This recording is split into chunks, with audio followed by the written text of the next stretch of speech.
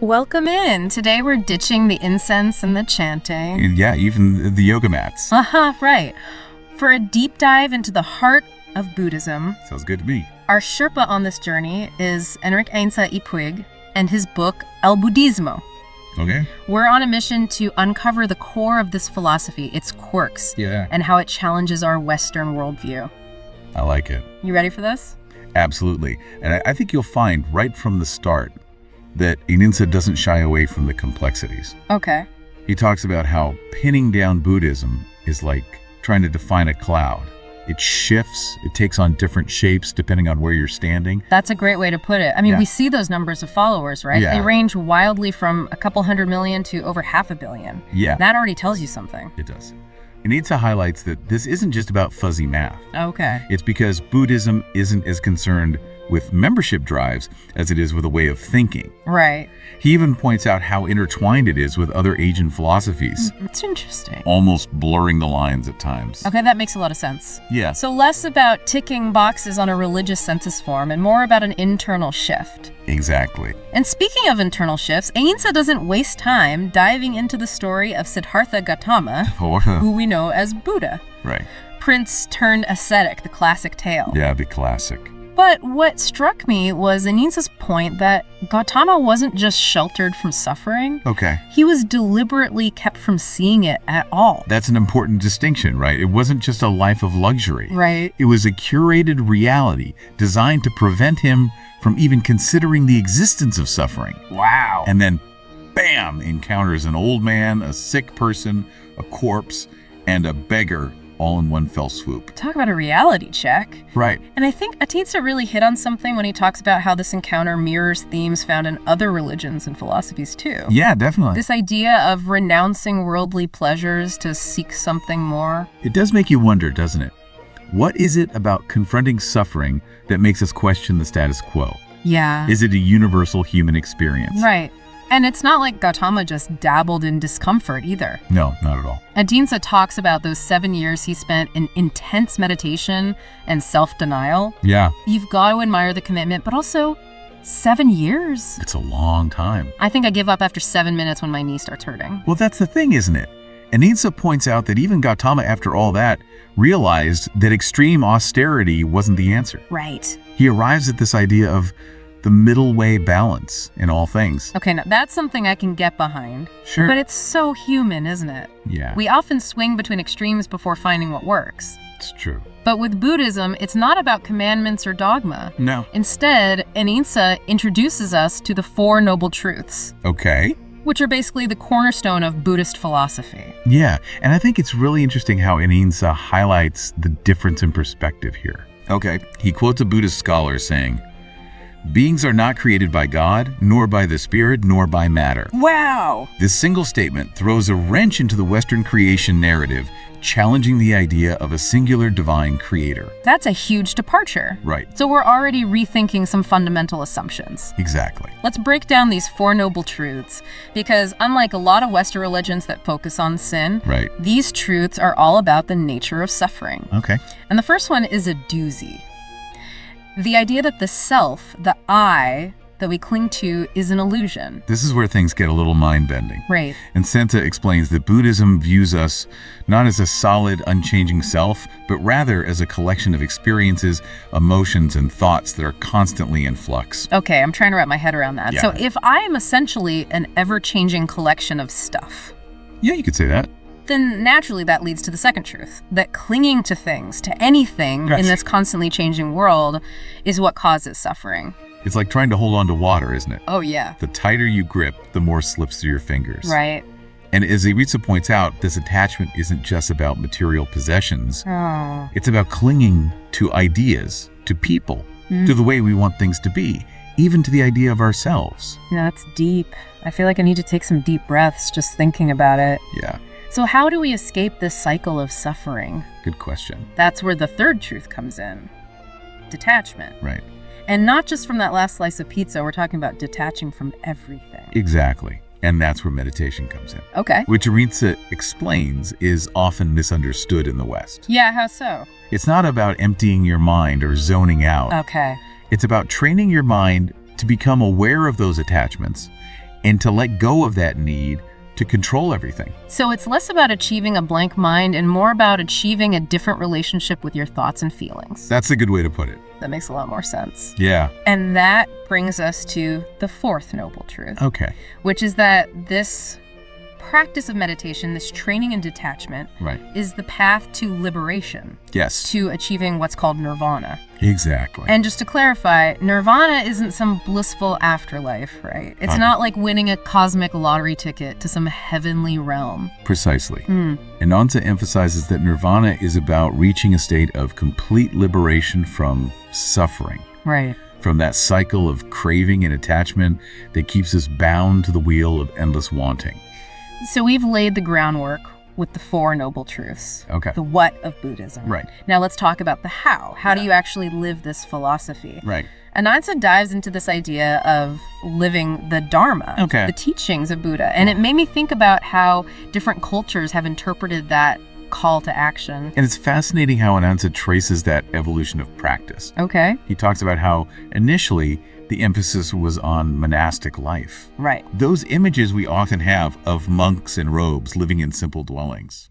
Right. But you pointed out earlier that it wasn't just about the aesthetic. Yeah. These weren't monasteries in the sense of grand cathedrals or places of worship. Right. What was their purpose, according to Einza? He describes them more like training grounds. Okay. Intentional communities where you could dedicate yourself fully to the practice of meditation. Right. And study the Dharma directly from experienced teachers.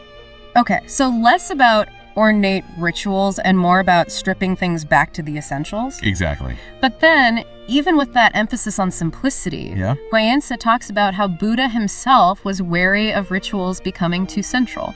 Interesting. Why do you think that was? Well, think about it. Okay. If the goal is internal transformation, Right. then focusing too much on outward actions could become a distraction. Right. Einza shares a story about Buddha cautioning his followers against simply venerating relics Okay. or building elaborate shrines. He wanted them to focus on cultivating inner qualities, not just going through the motions. I can see that. Yeah. It's like those times when you realize you've been going through the motions in your own life. Right. Maybe just checking things off the list without really being present. Right. It's easy to fall into that trap. Definitely. But even with those warnings, rituals still emerged, right? They did. Okay.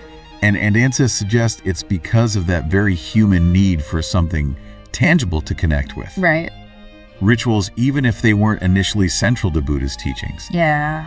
offer a framework, a way to express devotion and connect with something larger than ourselves. It makes you wonder, is it possible to fully separate the internal from the external? That's a great question. We crave those outward expressions, even when the philosophy emphasizes the inward journey. It's a fascinating tension for sure. It is. And that's where Einza's exploration of the different branches of Buddhism becomes particularly relevant. Okay. He talks about how, over time, Buddhism wasn't just one monolithic thing. It evolved. Yeah. It branched out. Right. And those branches reflect different ways of understanding and practicing those core principles. Right, like a tree branching out, Exactly. each branch drawing sustenance from the same roots, but growing in its own unique direction. Yeah. So let's break down those branches. Okay. We've got Theravada, Mahayana, and Vajrayana. Right. What are the key differences? Yeah, what are they? And how do they relate to this tension between the internal and the external? Well, you could think of Theravada Buddhism as the branch that's closest to those early days. Okay. It emphasizes monastic life, Okay. rigorous meditation, and a strict interpretation of the Pali Canon, which are the oldest surviving Buddhist scriptures. So it's about individual enlightenment, that solitary pursuit of nirvana we talked about earlier. Exactly. And then you have Mahayana Buddhism, Right. which emerges later and spreads northward from India into China, Tibet, and Japan. It's interesting because while Mahayana still emphasizes the core principles of Buddhism, the Four Noble Truths, Right. the Eightfold Path, Yeah, it takes a broader view. it does. In what way? What makes it distinct? One of the key differences is the emphasis on compassion, Okay. on the idea that anyone, regardless of social standing or lifestyle, can achieve enlightenment. Okay. It introduces this concept of bodhisattvas. Okay, I've heard that term before, but remind me, what exactly is a bodhisattva? Essentially, a bodhisattva is an enlightened being who chooses to postpone their own entry into nirvana to help others achieve enlightenment. Wow. They become these figures of inspiration, embodiments of compassion and selfless service. I love that. It's like they're saying, hey, we're all in this together. Exactly. So we've got the individual pursuit of enlightenment in Theravada and this more expansive, compassionate path in Mahayana. Yeah. Where does Vajrayana or Tibetan Buddhism fit into all of this? Vajrayana is interesting because it embraces rituals and symbolism in a way that the other branches don't. Okay. You see it in the intricate mandalas. Right. The colorful clothing worn by practitioners, Yeah. the chanting of mantras, Right. and even tantric practices. It's almost like a full circle moment, right? It is. Buddha himself was wary of rituals becoming a distraction. Yeah, Yet here we have this branch that fully embraces them. it is. And Einza points out that this isn't a contradiction so much as it is an evolution. Okay. He argues that Vajrayana, rather than simply rejecting Buddha's warnings, Okay. sees these rituals as powerful tools for transformation if used skillfully.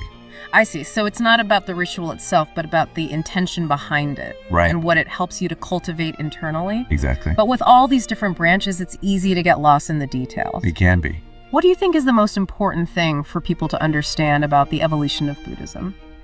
That's a great question. I think it's essential to remember that Buddhism, like any living tradition, isn't static. Okay. It has adapted, Right. evolved, and taken on different flavors as it's interacted with different cultures.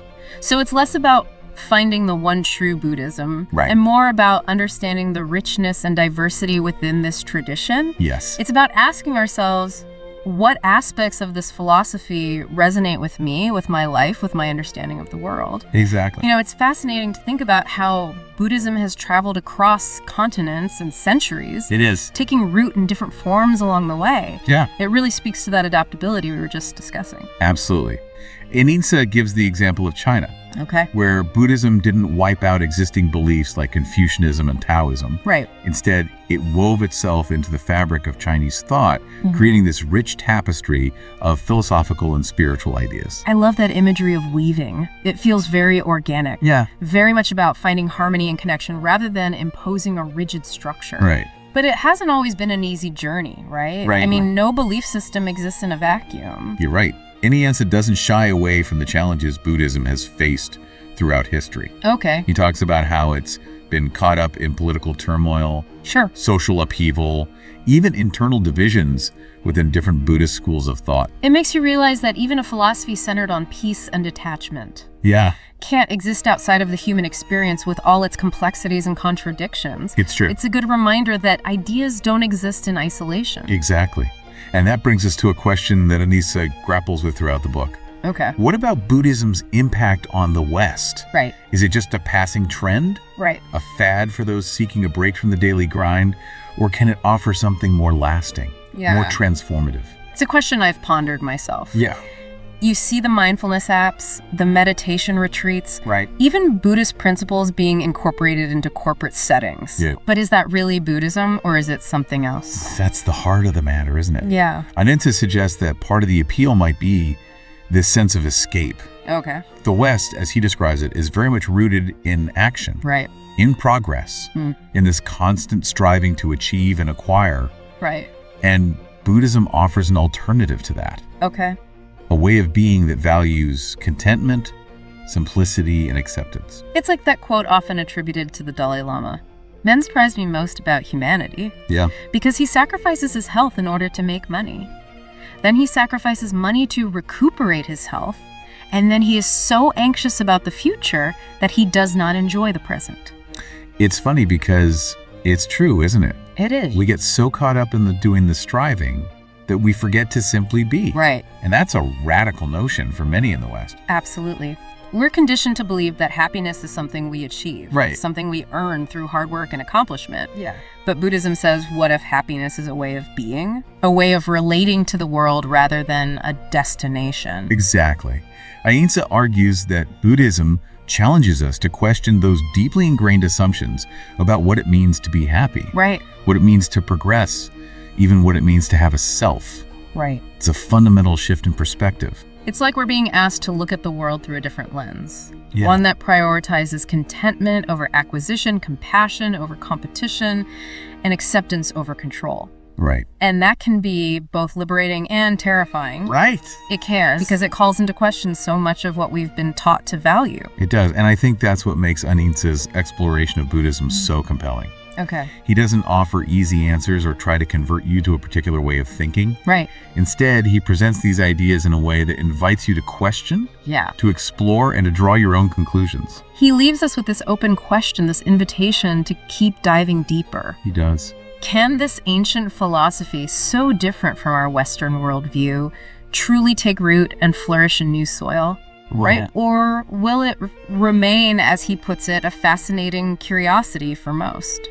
And I think that question, more than anything, is what I hope listeners take away from this deep dive. Okay. Because the answer ultimately is up to each of us to decide. Beautifully said. It's not about finding the right answer, Right. but about engaging with these ideas, these different ways of seeing the world. Exactly. And seeing what resonates with us. Right. What challenges us. Yeah. And what might even inspire us to live differently. I like that. And on that note of open-ended exploration, we're going to wrap up this deep dive into the world of Buddhism. Sounds good. We hope this episode has sparked your curiosity, I hope so. challenged your assumptions, and maybe even inspired you to see the world through a slightly different lens. That's a good way to be. Until next time, keep those minds open and keep diving deeper.